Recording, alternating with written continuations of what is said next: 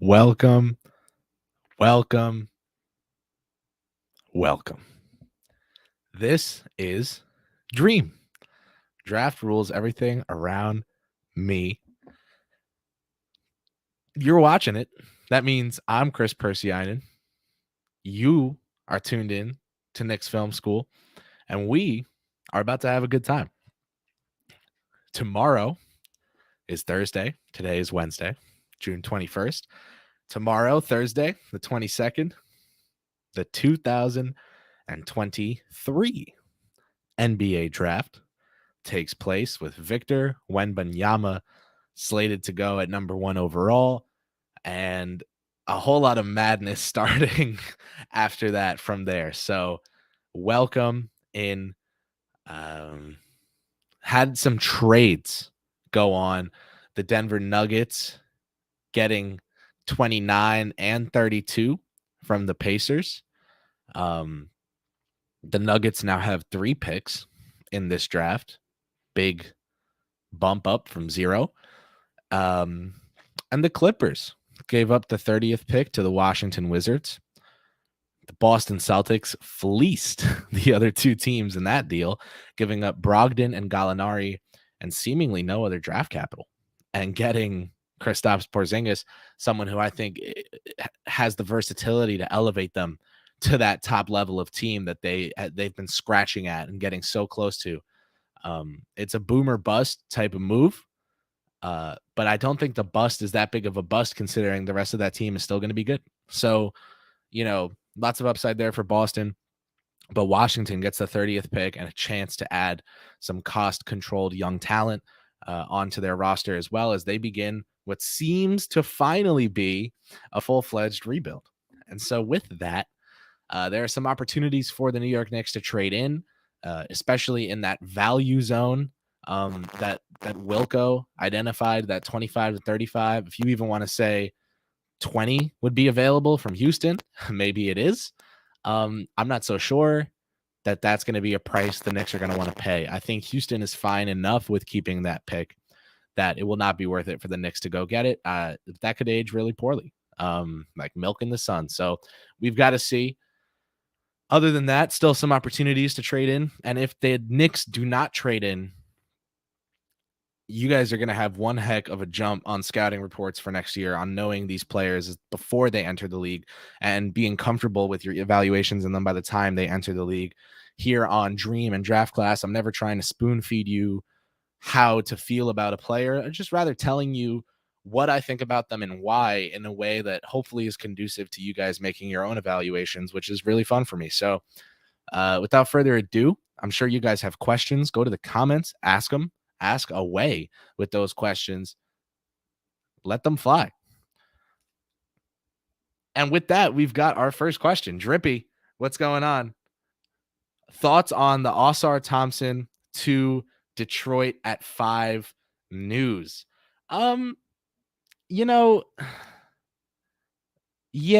the experts, the odds makers seem to agree that that's where he'll go. Oh my gosh. That means Amen will be going at 4 because there's no way Detroit. Yeah. So my guess would be Wemby, Miller, Scoot, or Wemby, Scoot, Miller, depending on who trades where for what. Because it seems like someone's going to move up for that number 2 or number 3 pick. Maybe Charlotte moves down to 3 because someone like New Orleans traded up for 2. They make it a 3-team deal and Charlotte gets Miller at 3. Maybe people call Charlotte's bluff and tell them to take Miller at 2 instead of Scoot so that they can trade and get Scoot at 3. However that plays out is going to be interesting. I still think Amen to the Rockets is it. But I did hear recently that the Rockets worked out Cam Whitmore under the radar the other day in an effort to kind of get themselves straight as they get ready to make a decision. Maybe not fully sold on Amen as a sign of that. Maybe just trying to make sure their bases are covered. Maybe trying to see what's up with Cam Whitmore's medicals, which I have heard. Yeah. So basically we'll see. I completely buy Osar at 5 to Detroit. How do I feel about it for Detroit? Um, you know, there are guys that I would have gone with before Thompson, comma Osar, in Cam Whitmore and Jarris Walker, assuming they're both available. But when you've got Ivy and Cade, you can swing on someone like Osar and just try to have an insane 1-2-3 punch at your 1-2-3. That seems really fun to me. And Troy Weaver loves length and athleticism. So that all adds up. Yeah. Jason, my guy, what's going on? Good to see you in here. I want to thank you for always being in these dreams, always supporting. I really appreciate it. And it's not unnoticed that you're always asking questions and commenting. I really appreciate you, man. Thank you for the support. Thanks for everyone that always pops out. Jason has settled on Colby Jones, Ben Shepherd, and Jaime Jaquez as his 3 targets for the Knicks. Colby Jones, top 25 on my big board. Ben Shepherd in the first round on my big board. Jaime Jaquez in the first round on my big board. I like all 3 of those players. I think Jaquez is very much a Thibodeau guy. I think Shepherd is very much a Perrin guy. And I think Colby Jones does a little bit of both. If moving quickly is something they see as being in the cards, I think any of these 3 guys could be good off the bench in trying to replace that production. I don't think they will replace it, especially in year 1. But they'll be great at trying. And that's, that could be cost effective for the Knicks. If I were the Knicks, I would not move Emmanuel quickly. I would extend him to a 484 to a 490 even. I think a 490 would age as a good deal. So if I could sign that, I would. But say they're really sold on making a move for Levine and they can save all their draft picks if they just surrender Barrett and Quickly and just 2 protected picks from the draft night deal last year or something like that, and they sell themselves on that, then yeah, I could see them going ahead and maybe trading a Toppin for the pick that could land them someone to replace Quickly, then go get Naz Reid with the MLE to replace Toppin, play a little musical chairs, I suppose, while dumping Fournier's contract for Levine in the process. That plan, of course, as outlined previously by Jeremy Cohen, the great and venerable. Jason, 3 first-round guys for me. I think if the Knicks could get any of these guys at 35, the 30 to 35 range, that would be great. I think they would be fine if they took any of them from 28 to 30. And Colby at top 25 sounds good to me. So, yeah, love those targets, Jason. And just again, well, first of all, thanks for sharing your guys, because I always love to hear from you guys. But thanks for always being here. I appreciate it.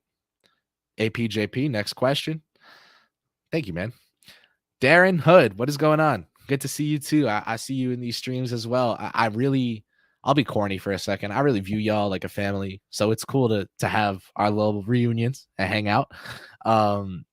Because to me, there's nothing better than talking basketball with people. That's why I want to do it for a living. And you guys are awesome dance partners in this draft tango. You have a question, Darren. What are the likely chances that the Knicks will trade into the draft? If I had to put a number on it right now, I'd say 20%. I would say if you run the draft 5 times, the Knicks will trade into it 1 of those 5 times. I just think that the possibility that they buy a pick, someone might be selling a late pick for money.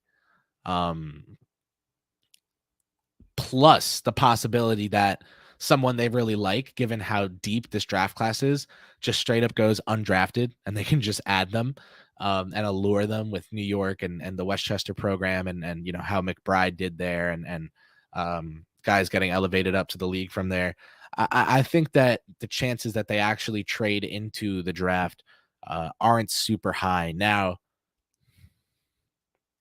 if you include making a trade that involves getting a pick, so yeah, technically it's trading into the draft, but you're trading for something else, and then you're giving up something, whatever. Maybe I'd say 25, but just straight up acquiring a pick for some cost, 20. Jeremy and I were talking about this earlier. I told him to tweet it right away. Using a couple of those high value second rounders the Knicks have for next season and getting like that 30-second pick from Denver that they just got from Indiana. See if they're interested. So yeah, I think I'm confident in that answer enough to not change it. Trying my best. APJP, keep them coming. Jay, what's going on? All right, I got to read this question, but you've already heard that it made me crack up. Jay says, yo, Chris, if Dallas didn't tank the last few games like a-holes, who would you have targeted for the Knicks in the 11 to 14 area that they would have gotten into? That's a really good question, Jay, because even though they're not there, it can still tell you not only about how I feel about the Knicks roster construction, but how I feel about some of the prospects. That's a good question, man. Good stuff. Man, if the Knicks were sitting there, I think somebody like I would have probably suggested a trade down. I think they would have been able to squeeze value out of it, and still land someone in like the 17 to 18 range. That would be really good for them. D.R.E.A.M Whitehead being one of those guys. I buy the high school sample and that the foot was bothering him throughout the season, just had surgery to clean it up so it'll no longer bother him. Assuming those medicals are clean going forward, I really like D.R.E.A.M Whitehead out of Duke. He came out at, doing a little digging here because my big board is going to drop tomorrow, but you guys haven't seen it yet, but I have it right here. So let me go consult. D.R.E.A.M Whitehead, I've got at 17 on my big board. Someone else I like, a little more of a project vibe, but Noah Clowney from Alabama. Someone that I think, could replace Obi long term and play the role that Thibodeau wanted Obi to play more naturally and much better defensively. Someone else in the trade down would have been Olivier Maxence Prosper or Omax Prosper out of Marquette, 6'7" wing with a 6'11" wingspan. Locked down Jordan Hawkins, chasing him around the perimeter. He locked down Colby Jones and his on-ball skill, and he locked down Cam Whitmore and stopped him from getting to the rim using his size. And when you do all that across your conference, I'm really impressed. Omax Prosper is someone that, to me, is legitimately just a shot away. Like, he made 34% of his threes, not spectacular. If that number gets up just a tad, he's the kind of wing like in the vein of a Dorian Finney-Smith or Jeremy Grant that like teams salivate over. So yeah, I see that. I think his handle needs to get a little better to be an offensive option, but I just think the value is going to be there with him. And then if they weren't allowed to trade down, Bryce Sensabaugh, I have at 13 on my board. You're going to see on my big board, his position is just going to be scorer's scorer. That kid is your bucket getter's favorite bucket getter. This is Michael Beasley vibes coming in, man. And obviously he's not the same size as Beasley. He's not as natural looking, but in terms of that mindset of this guy's going to stick around in the league for a very long time because he can put the ball in the basket, Bryce Sensabaugh, that applies to him very, very much so. He's got a frame that says to me that even if he's not a great rebounder, he can box out there and be competitive. And I'm just really impressed with him given his age. So Bryce Sensabaugh would be the guy in that range, but I honestly would have preferred for the Knicks a trade down. Thank you, Jay, for the cue. Ben, Kim, Gervy, what is up? Thoughts on Miller going to Charlotte? Is Michael Jordan going out picking this year's Sam Bowie? Ay. You know what this is, Ben? This is called a setup. You're setting me up. Listen, my comp for Brandon Miller has always been like a plus version of Cam Johnson. If Cam Johnson as a prospect was a year, 2 years younger, I could see the sell on that being Brandon Miller.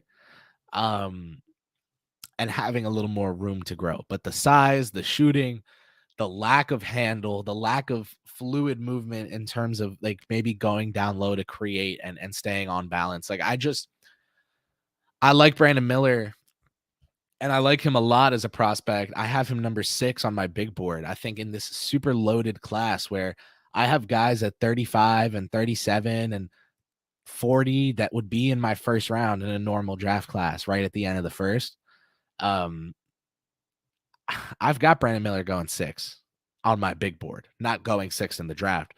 I just think that between Scoot Henderson, Cam Whitmore, and both Thompson twins, and I would take Brandon over Osar, but you got to go Scooter Whitmore, right? Like Charlotte should go with Cam Whitmore and have if they don't want to go with another guard because of LaMelo, then take the best wing in the draft. That's to me, that's Cam Whitmore. If his medicals aren't great, take Jarris Walker.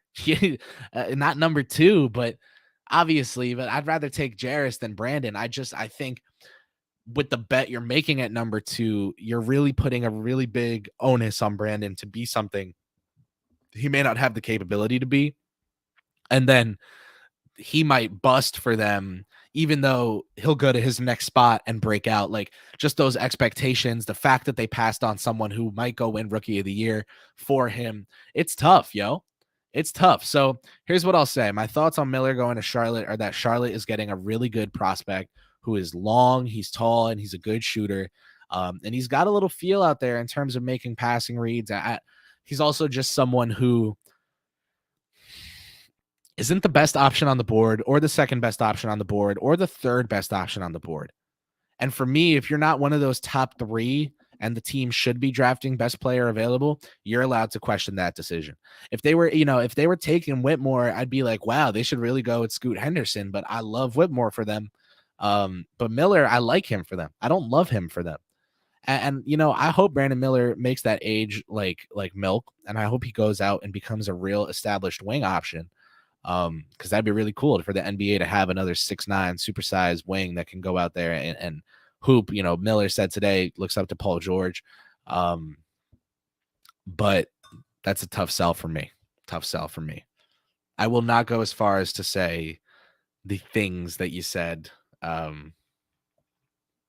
right there. I'm not going to repeat that. All right. If you're listening on Spotify, don't go look up what that, yeah. Anyway, APJP. Dirty Dancer, what's going on? Do you allow vague injury rumors to affect your draft board? Technically, yes. I guess technically, yes, but not in the way you're asking. And so the answer is no. But I'll tell you what I meant by that initial yes. If I hear from someone, I always say, things get passed across my virtual desk. Something comes across my virtual desk, some prospect has iffy medicals. I'll reach out to 2-3 of my most trusted draft sources and ask about that prospect and their medicals. And if a couple of them don't answer, and then, whatever, like you get a vibe, right? You get a vibe and you kind of figure things out. And then you see a mock draft where a guy's slipping and you're like, oh, okay, so they do know something. I just think that it's tough to ignore when someone that's in the know knows something. And if you get past something that's you think is legit, then yeah, you should not be afraid of it. But you also should approach with caution. I would say that when it comes down to online injury rumors, just ignore them. Vague accounts, random accounts that you don't know. Just evaluate the talent on the court. You'll never regret that. You will regret, if you're someone like me who looks at your draft boards in the years after, you'll regret buying into what NBA trade rumor with a Z 123 said on Twitter. You won't regret watching the games and making evals. You'll never regret that. So yeah, that's where I'm at.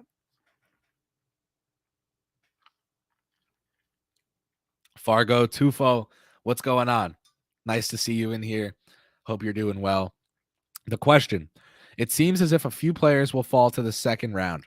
If Sensabaugh, Sissoko, or Podziemski fall, which would you choose? And if it's CD Sissoko, convince him because he's not sold. Okay. I differ from consensus on one of these guys for sure, and I want to say two. Bryce Sensabaugh, like I said, is number 13 on my draft board. CD Sissoko is number 34 on my draft board, and Brandon Podziemski is number 35 on my draft board. I know Jeremy Cohen loves Pods. I am not sold on his size. WCC coaches are not sold on his size. It's just tough when you can't body up on anybody. Like Jalen Brunson is small, but he's strong as a bull, and we know that. Pods is small. He's skinny, and he's so crafty and skilled on the ball. I would take him at the end of the first round. I would take him right at the start of the second round and take that bet on his shooting, on his advanced feel and playmaking ability. But it's very tough for me to take someone in the first round who I'm not sure I'll be able to have on the court if a game is really getting tight. With CD Sissoko, I'm just not confident in how many of his potential great attributes will actually realize themselves and be great. He feels to me like never mind, because I was going to give two prospects that he reminds me of, and they're both Euro prospects. And I don't want people to think that I'm stereotyping Euro prospects as being a certain sort of, because that's stupid. And I hate people that do that. So even though the comparisons apply, I'm just going to say CD seems to me like one of those players who is good at a lot of things, but not great at anything. And his size and athleticism is supposed to make up for that. But when it comes down to it, is he guarding at a level high enough to justify his lack of ability to do anything with the ball in his hands? Is he making catch and shoots? He is shooting off movement isn't even a question. How good of a rebounder, how good of a defender remains to be seen. Can he guard up the lineup for real? I think so. Can he guard down the lineup? Now that's where I'm concerned with the smaller guards getting by him. I think they'll blow by him. I love CD's passing. I don't buy the catch and shoot. And because I don't buy the catch and shoot in his first couple of years in the league, I think not only is his role going to be inconsistent, but his development will be affected negatively as a result. Yeah. So Bryce Sensabaugh would be who I would choose for sure out of that group. Really natural score.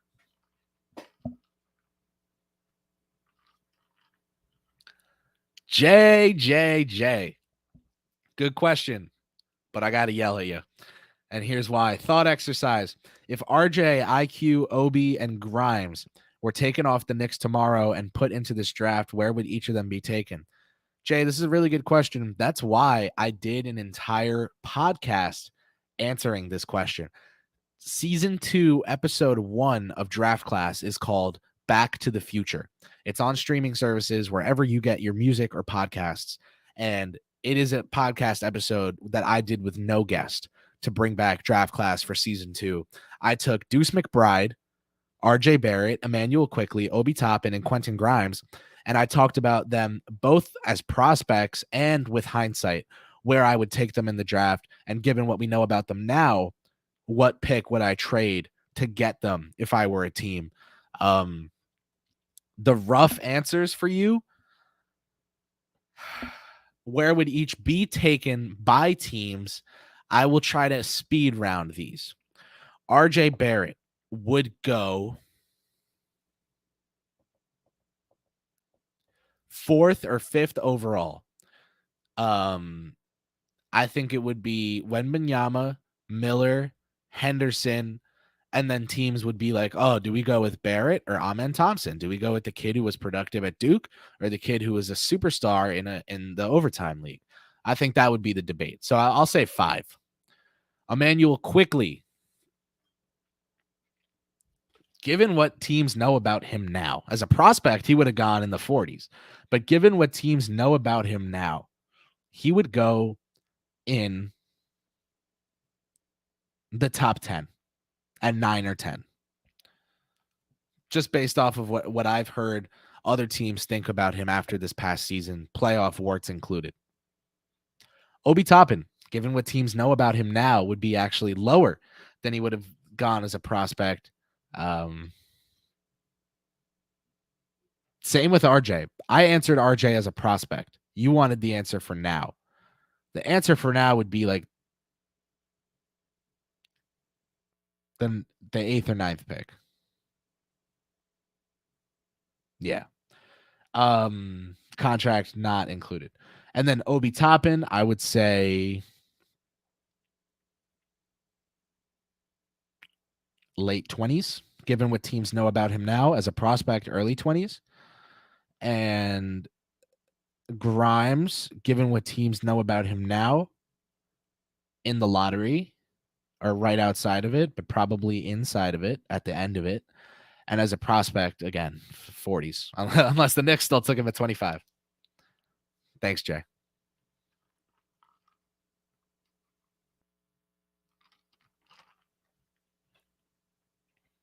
Lumbar, what are the chances that the Knicks go after Jordan Walsh?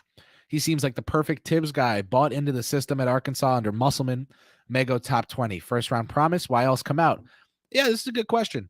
I'll start off by saying that Thibs and Musselman share something in common.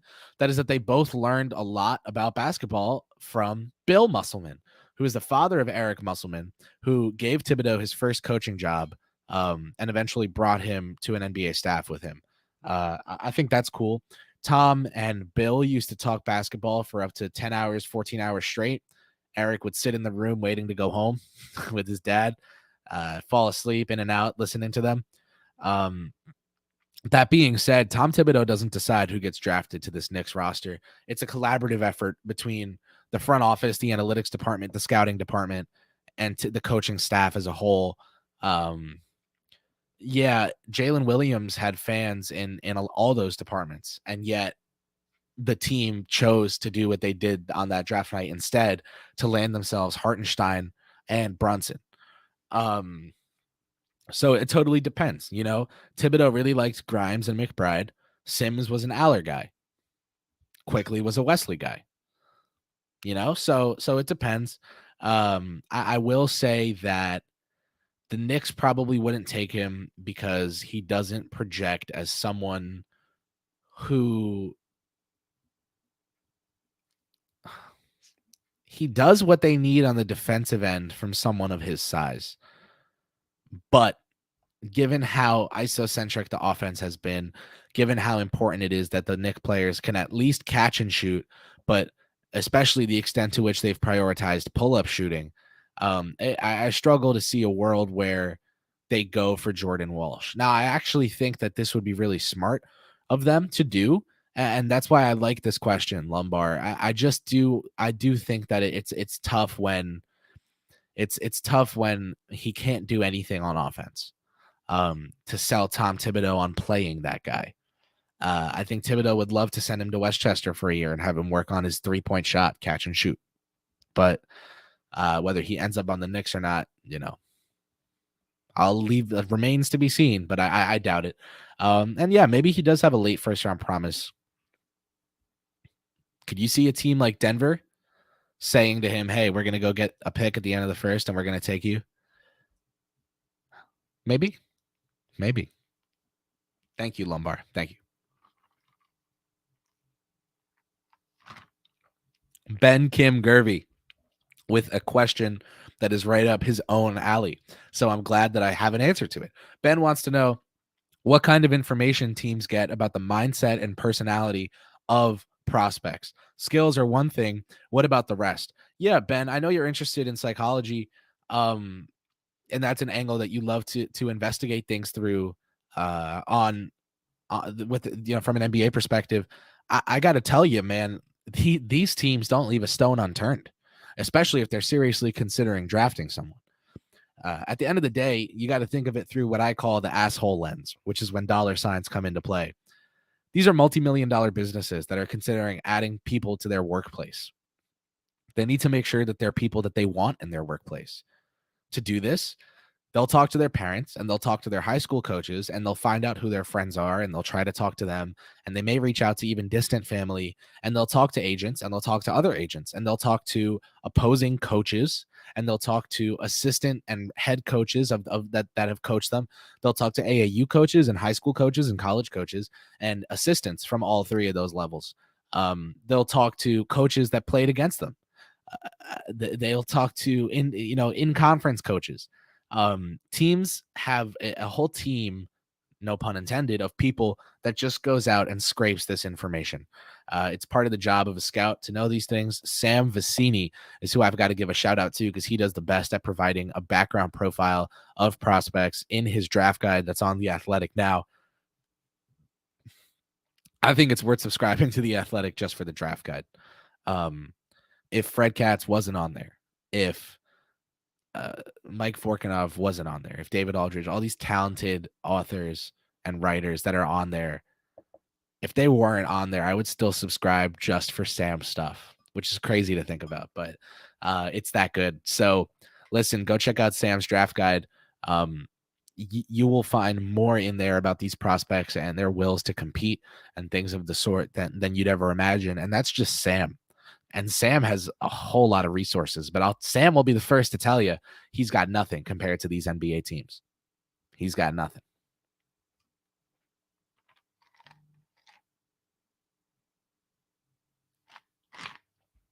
Brad Worksman with the Q. What's up, Brad? Thanks for joining, and thanks for the question. If the Knicks get into the draft, do I think that taking a Thibs guy is short-sighted versus taking the best available player? Or do you take a Thibs guy because he may actually play? So I'm going to try to translate this question a little bit. It sounds like you're asking about win now versus long-term, but best available player, you're not specifying that the player has to be a project. And so here's how I'll put it. Thibs players are something that you figure out from your evaluation of a player if they're a Thibs player or not. It's not something where you go into a list of players going, oh, who are the Thibs guys, and pick them out. You got to really think, does this guy love basketball? Does he love trying to get better? Does he love the late night workouts when the lights go off? Does he love the game? Does he love film? Does he love rebounding? Does he love extending possessions for his teammates? Does he love blocking shots? Does he love getting steals? Does he love sneaking by with the foul and getting away with it and getting the steal? Does he love offensive rebounds? Does he love 2-9ing in the paint? Does he love the technicality and the skill and the finesse that come with that? Does he love shooting? Does he love missing? Does he love missing because it teaches him that he needs to be better? You want psychos, man. And I always say it here on Draft Class. We want psychos. We want insane people. And I mean that in the most loving way. As an insane person myself, we won't get into my prescriptions. They are existent and plentiful. But as an listen, you need someone that's passionate and driven to know wits end. And that kind of player, someone like Josh Hart, who on the court will look at his own teammate Mitchell Robinson and go, you get offensive rebounds, you get second chances. I get rebounds that break teams. My rebounds break teams. It's like he's like Rabbit out there. Like he's got to let someone know that he just broke their soul with that offensive rebound. That he broke them.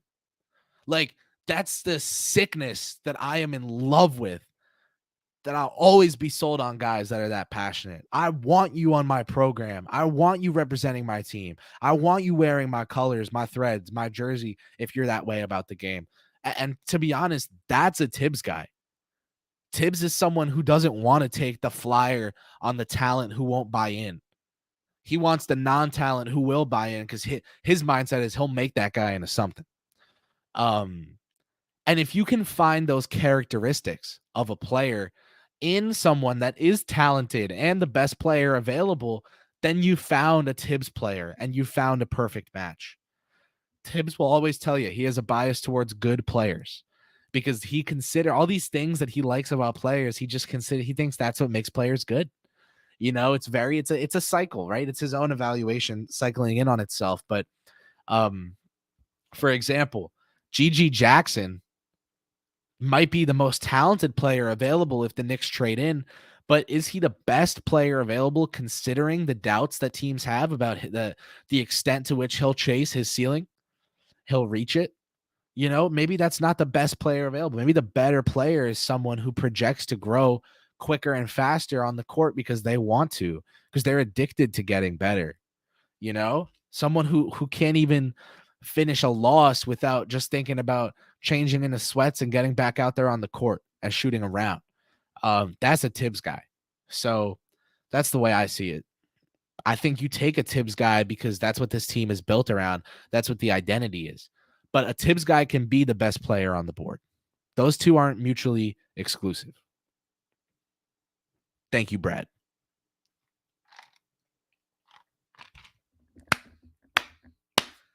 John Rodriguez, what is up, my man?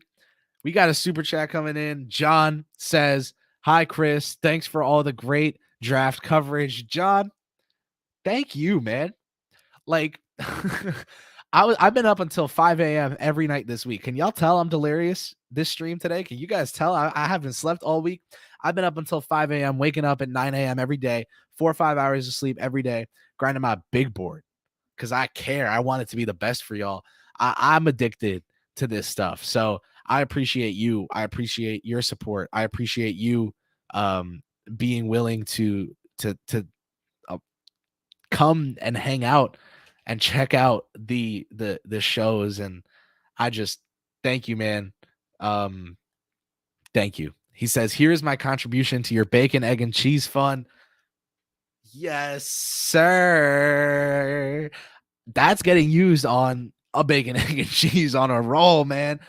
Hot sauce, salt, pepper, ketchup. Oh my God. Coming soon to theaters near you. Movie. Let's go, man. Thank you. I appreciate it. You guys are the best. John, thank you, man. Thank you.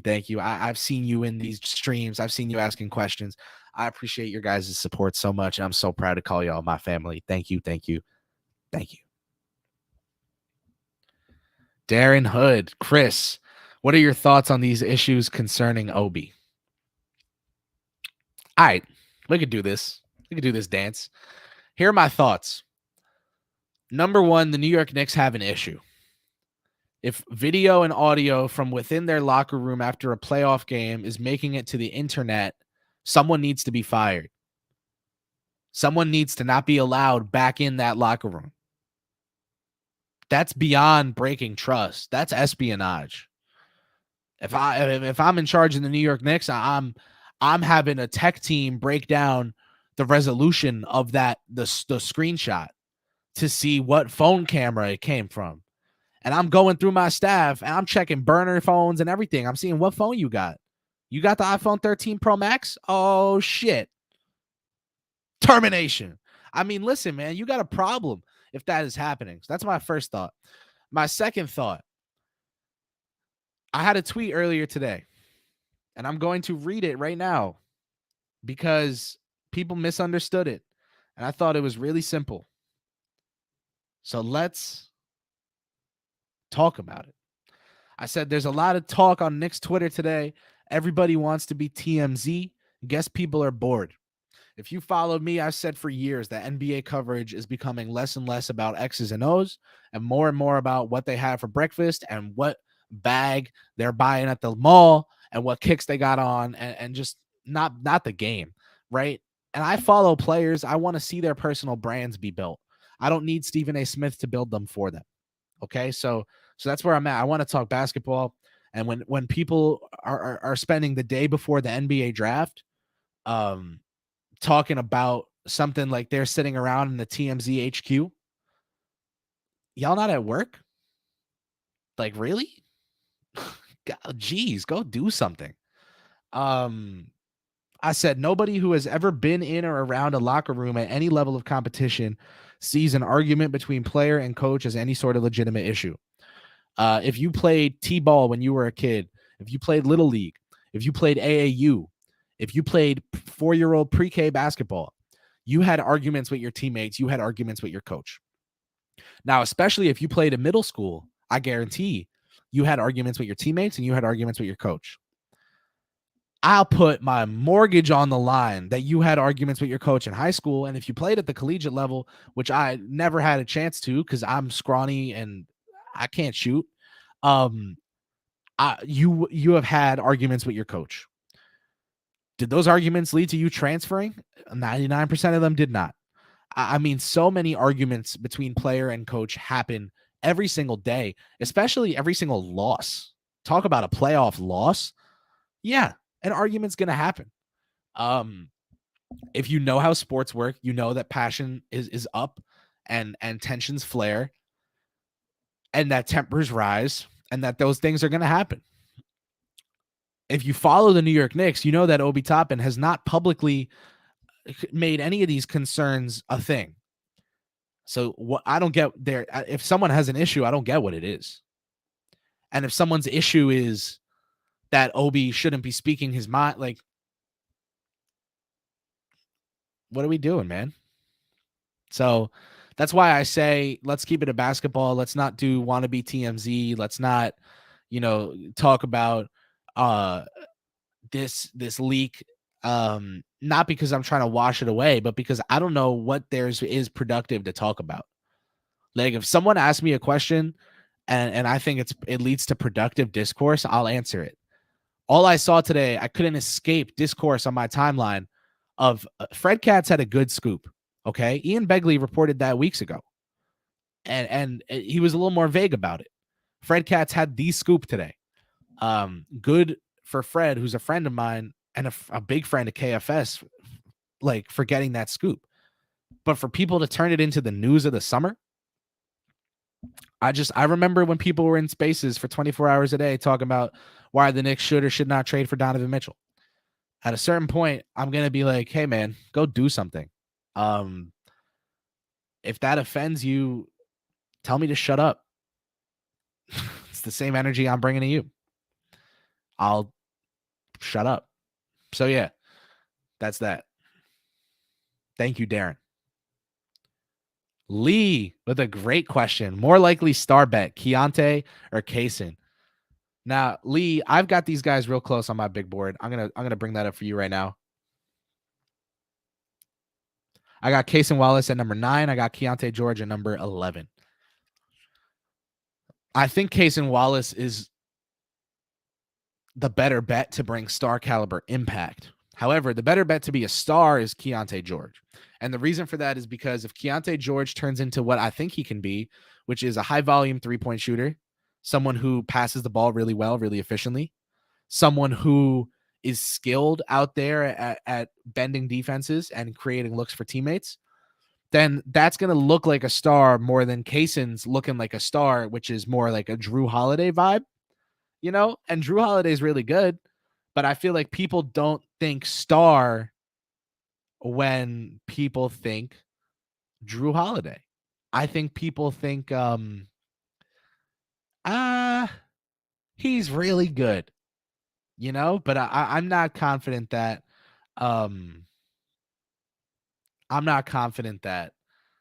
Keontae George will be a star, nor am I confident that Kaysen Wallace will be a star. If I were confident that either of those guys would be a star, I would have them in my top 5. I think they're both decent bets to bring star caliber impact, and I'd give Kaysen the edge because of what he brings on the defensive end of the court. Yeah, Keontae's a dynamo offensively, but Kaysen's good offensively and elite defensively. I'll take good plus elite over great plus 0. So it's tough. But Keontae is going to be the type of good where like the defense gets hidden, in my opinion, and it just doesn't matter. I got to go Kaysen Wallace, though, because of what he brings on both ends of the court. Thank you for the question. And wow, your profile photo is funny. That's funny. Jacob Slavitt, my man, what's going on? Hey, Chris, who from this draft class do you think would be the perfect Thibs guy? And what percentage would you put on trading into a top 25 pick? Jacob, Thank you so much for the super chat. Thank you for the questions. Thank you for being here. Thank you for supporting. You are one of the members of this family that means a lot to me. And I sound cheesy and corny and gross, but that's where I'm at with y'all. I feel like I could be gross. Like, you guys know me. I could be sappy a little bit. Like, I really do appreciate y'all, and I hope you know that. So thanks for the super chat, and thanks for the support in general, super chat or not. From this draft class, the perfect Thibs guy. You know, I feel like this is a tough question because the best Thibs guy would probably be Jarris Walker. I think he'll do a lot of the things defensively that Thibs would love. But then offensively, I think he would annoy Thibs a little bit. Thibs would want him to get to the rack more. So I'm going to go with Cason Wallace would be a perfect Thibs guy. And I'm going to go with Olivier Maxence Prosper, another one, someone who just knows his role, wants to exceed and excel in it. But to me, the quintessential Thibs guy is Jaime Jaquez Jr. He's not a superstar. He's never going to be a superstar in the NBA. Oh my God, is he going to be good? And oh my God, is he going to be fun? He can go get a bucket. He understands team defense. He understands defensive schemes. Coached by Mick Cronin. Like, just such a freaking Thibs guy. Jaime Jaquez ushered in the Mick Cronin era at UCLA and helped make it what it is and what it has been. Jaime Jaquez Jr. Currently number 27 on my big board. I'm going to make my big board really tiny, show you guys on the screen. There's your hint. If you can read, good luck trying to read any of that, but that's where we're at. We got 58 players ranked for 58 picks. And I'm going to go with Jaime Jaquez Jr. as the perfect Thibs guy. Now, as for the percentage the Knicks trade into a top 25 pick, I'm going to go with 10%. I'm going to go with 10%, maybe even 8. I think if the Knicks get a pick, it will be at the very end of the first round, whether it's pick 28 or 29, or then maybe they get pick 30 from Washington or 32 from Denver. Like, I can see the pick being after 25 more likely than if it's 25 or before. So I'm going to go with like a 7.5% chance that they trade into a top 25 pick. Remember, Jacob, this front office loves value. And in such a deep draft class, you can probably get someone at 35 that's just as good, if not better, as the guys going at 25. And so the Knicks are going to know that, and the Knicks are not going to pay up to get to 20 when someone might fall to 26 who's just as good, So that's where I'm at. Thank you. Thank you. Thank you. JV, what's up, man? Good to see you in here as well. Got my guys coming out to support. I appreciate y'all. JV says, "Sub brother, I want to know your thoughts on Kobe Brown and Justin Mutz as fits for New York. I think they'd be great fits on great value in the draft." Yeah, Mutz, Virginia Tech, could probably grab him undrafted. Got to keep it a bean with you. I think you could get him undrafted. So that's great value. I got no questions. I like him at that context, at that value. Make that happen. I don't think Mutz is someone I'd spend a draft pick on, just because there are so many other players I like in this class. For example, let me get deep down there. A Jalen Slauson, a Chris Livingston, a Seth Lundy, Amari Bailey, Julian Phillips, Jalen Wilson. These are guys. Jalen Wilson really, I think, would be like my pick over Justin Mutz if you wanted that blend of player or skill set rather. But Kobe Brown, man, this is a good name you brought up. I've got him at 32 on my big board, and I've got him just, you want to know what my thoughts on Kobe Brown are? If he loses 10 pounds, I'm going to regret not having him in the first round. If Kobe Brown loses 10 pounds, gets down to like 240, 245, 10, 15 pounds, and maintains his strength by building up the muscle, but by getting faster on his feet, I'm going to regret not having had him in the first round. The fact that needs to happen for me to consider having him, that's why he's right outside. Okay. But there are guys I have above Kobe Brown, like Max Lewis and Ben Shepherd and Marcus Sasser and Rayon Rupert, who don't need to lose 10 pounds. They just have aspects of their game that need to grow the same way Kobe Brown does. So that knocked him down a little bit. I'm not gonna lie, but I could see myself having put Kobe at 28 or 29 or 30. I just have him at 32 because of what I said, but I really like him. And I think he'd be a great fit for New York as an Obi Toppin replacement if the team decides to go in a different direction. I think that he's really skilled. I think he's really skilled, and I think that he's just someone who could grow under Thibodeau. APJP, next up. Judah Benchar. If a Jordan Hawkins falls to something like 20, would the Knicks try to trade in that high? He checks every parent box and is in need. I know it would be a crazy long shot. So I have Jordan Hawkins at 25 on my latest big board, but I actually wouldn't hate the Knicks selecting him at 20 or 21 or something like that. If they did trade in, the price would have to be right, especially if it were for Hawkins, who I don't think presents much upside as an on-ball creator. However, Hawkins is the kind of guy that just sticks in the NBA because of his uncanny ability to shoot. He's so damn good with the ball in his hands when it's just going towards the rim. And you know, despite the fact that I don't see him as a playmaker and I don't see him as a defender and I don't see him as a rebounder, he's such a good shooter that it makes up for the lack of in-between scoring game. And you know what? He has the ability, I think, to get his game in a way where there's an in-between scoring game. And I'm not trying to say that he needs to like improve his handle drastically and change his game. I think he just needs to repurpose some of his movements, make them a little more efficient, not hunt getting up for the shot as much, be more comfortable getting inside, taking a floater. Once he's more comfortable driving inside, taking a floater runner or pushing the rim and creating contact down there, then teams will close out harder. Or they'll close out less hard, on his drives, which will result him being able to just pull up and shoot from three. So, you know, that's his thing. I could totally see the Knicks loving him. I agree about the parent part. But here's my other thing with Jordan Hawkins. I think someone like Ben Shepherd, who's like the same height and has a similar skill set and used to be a combo guard. So maybe he's worse defensively and a worse athlete. Yes, but he's a better passer and he has a better feel for the game. Is he available 10 spots later in the second round? Is he available at the end of the first? Might be better value for the Knicks. Judah, that's a great question. Thank you.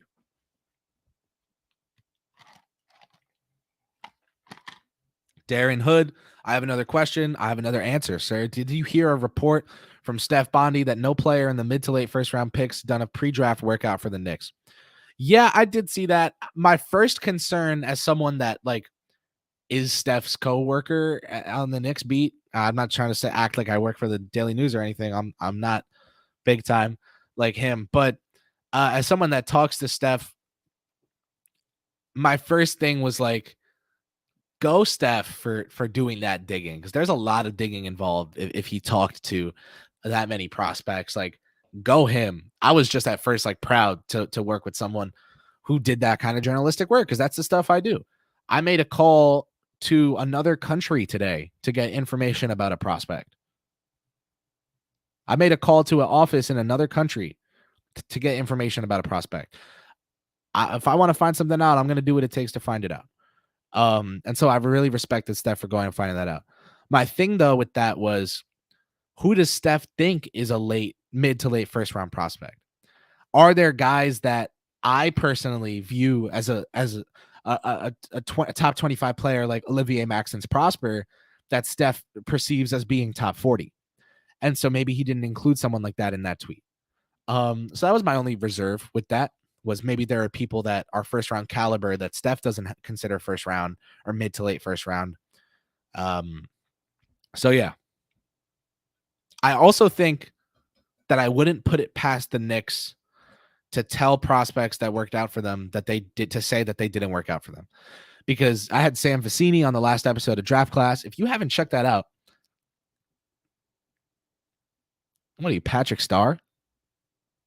Live under a rock? Go check that out. That's the best podcast I ever put out in my life. I'm proud of that one. Thank you guys. Love you guys for withstanding my moments of arrogance. But Sam made a point to say that the Knicks might want to keep everything on the low so that other teams don't know what players they're looking at, so that other teams can't get a perception for where they might want to trade into. But the Knicks are doing their homework in this draft, and that's for sure.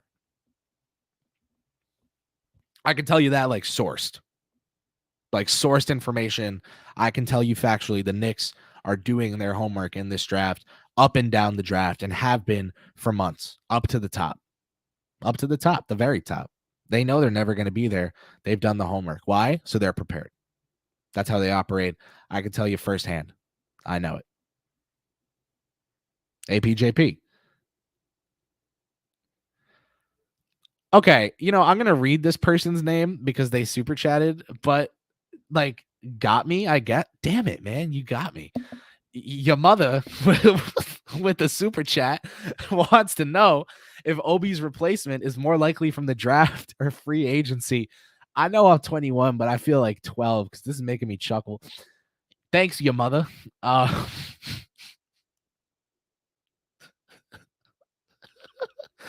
would say, I'm sorry, man. I'm sorry. I would say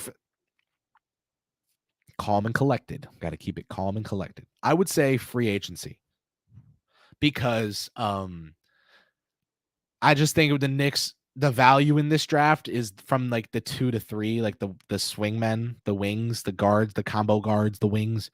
That's where the value's at for me. And so I think that the replacement would more likely come from free agency in the form of a Naz Reid. And I'll give a shout out to Zach Blatter from the Strickland because he loves Trey Lyles. And while I don't see it happening, it might happen. So, not that I've heard anything. I respect it. So yeah, Zach, basically shout out Zach. Thank you, your mother. I appreciate it. I'll find out which one of my friends that was later. Justin, what's up, man? I won't ruin your Batman identity, but love the page, man. Love the page. Keep it up. Thoughts on Craig Porter? This is a tough one. And I think primarily because of his size. But even given his size, he's got vertical pop. It's one of those things like with Sasser, I can ignore the size because he's so skilled offensively and he brings defensive shit where it's like, okay, there's a two-way guard I'm dealing with here that can like legitimately score the ball. And like, I guess what people kind of said Bones Highland and Quickly would be at a college, like that kind of role, but then also bring great defense. Like I like Sasser for that. But with Porter Jr., it's tough. I just think when you see what he did in terms of his rebounding, given his size, yeah, he plays up a little bit. And that's something I really admire. As a 6'1" dude myself, him being 6'2", going and getting all those rebounds, that's not easy. I could never do that. Not that I'm getting drafted, but I think Porter will be one of those guys that's like snubbed from my board because of the size. And I'm going to go down being okay striking out looking on him as opposed to striking out swinging, if that makes sense. Thanks for the question, bro.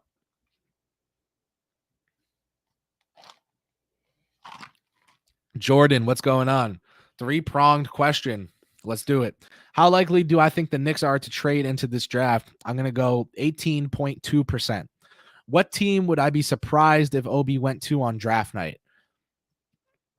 I would be surprised if the Los Angeles Lakers acquired Obi Toppin.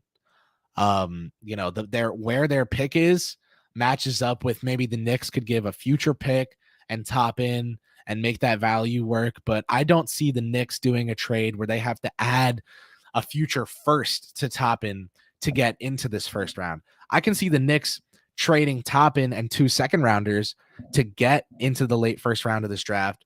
And people will call that a bad value play, and I'd be fine with it depending on who they get. But I can't see them getting high enough where they'd have to do that. So that's why I'd say I'd be surprised. Most likely trade destination for Obi, for me, it was the Indiana Pacers.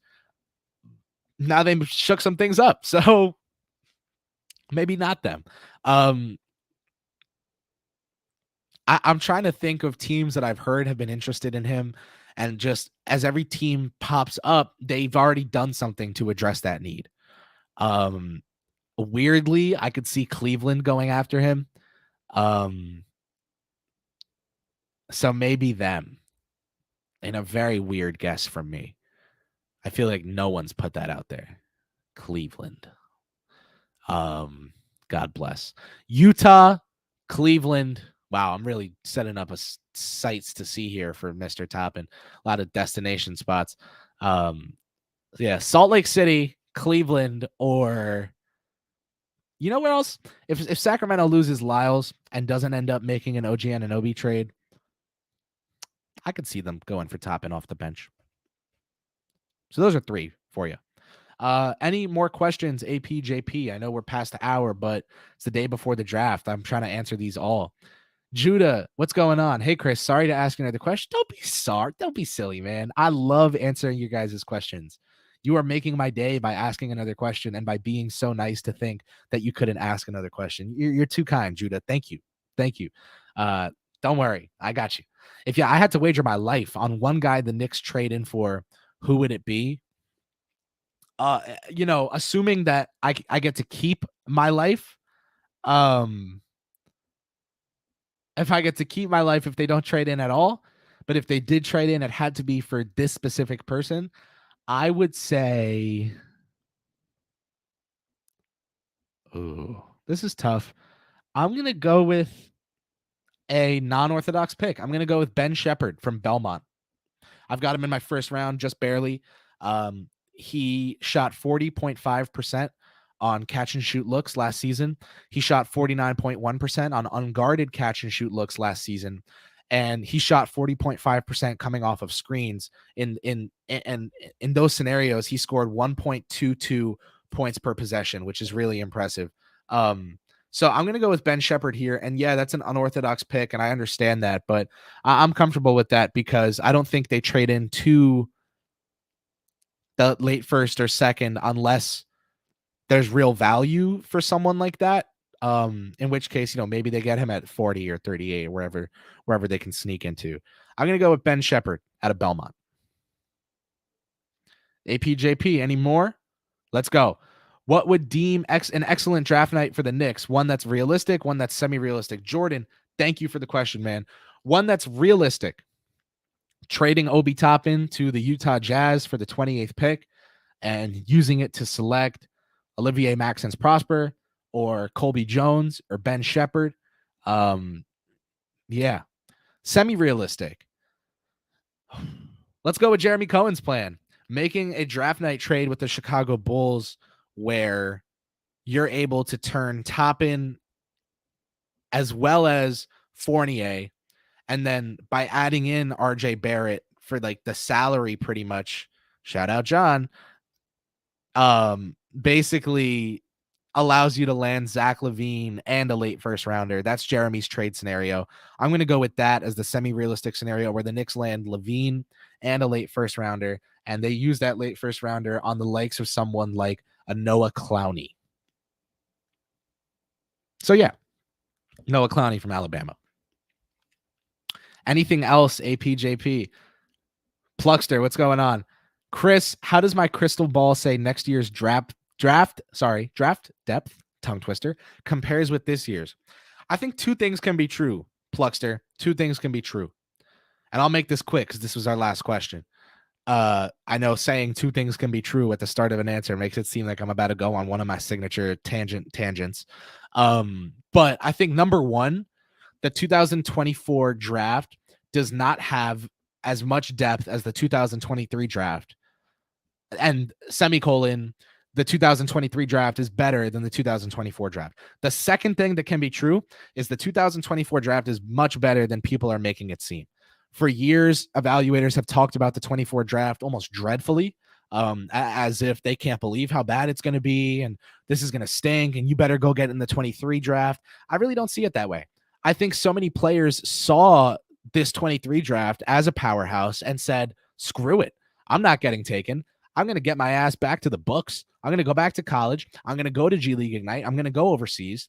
I'm going to work on my game, and I'm going to come back a better prospect that's worth a higher pick. You want to look at Donovan Clingan as an example of one of those guys. You want to look at so many players across NCAA basketball that did this. Hunter Dickinson, a lot of players, Zach Edey, a lot of players that could have gotten drafted in the late second round to the early second round that went back and now are in, have potential to be first round picks just because we'll see how much better they get. Pluckster, my crystal ball says that the media is lying to you about how bad next year's draft is. It's really not all that bad, and that it is worse than this year's draft nonetheless. With all that, it's our last question, meaning it's my time to bid you all adieu, but I have news. I got news. Let's talk. Oh my gosh. I get to make an announcement. All right. My draft board, my big board drops tomorrow. Lock the hell in. This is the most I've ever spent on a class in my life. I started evaluating this class in December. My roommate said I spent about 40 hours from December to the end of the school year. I thought it was like 35. He thought it was like 45. So we decided to cut it at 40. And I would say I've put in about 30 hours since getting home from school. 30 hours of work to 40 hours of work. Which means I'm lying. It's been like 50, 60. So anyway, whenever you're nearing 100 hours of something, you're sick of it. But I'm not sick of this draft class because I'm so excited to see what happens in tomorrow's NBA draft. You're going to be able to watch it with me. Basically, Knicks Film School is doing a watch party for the draft. I'm hosting. I throw sick parties because I'm the college kid here at Knicks Film School. So you're going to want to come hang out with me. And come chill. Come talk about this draft. I will give you a breakdown of every single prospect that gets taken. I know about them. I've scouted them, and I'll tell you about them. And I'll tell you how they fit their team, and I'll tell you what role they're going to play based on the coach. And I'll do my best to answer all those things. I may not be right on any of them, but I trust myself to get at least one out of every 32 right. So maybe, broken clock, right twice a day, be right twice for the draft. Bad jokes to self-deprecate myself aside, I'm really proud of the work I've put in, and I'm really confident in it. And I can't wait for it to all age like shit so I can learn and get even better. Thank you guys for coming out to Dream. Thank you guys for supporting Draft Class, the podcast. Go watch the latest episode with Sam Vecini. Go check out that episode. Go give it a thumbs up. Go give the Knicks Film School podcast a 5-star rating. Go check out the Knicks Film School social channels. Go follow me on Twitter. Go follow me on TikTok, damn it. I got a TikTok. I just put up a video on Ben Shepherd. What do you know about that? Go check that out. Listen, man, y'all are the best. I'm so grateful for each and every one of you that I get the opportunity to talk hoops with you guys. I'd do it all day if I could, but I got to go now.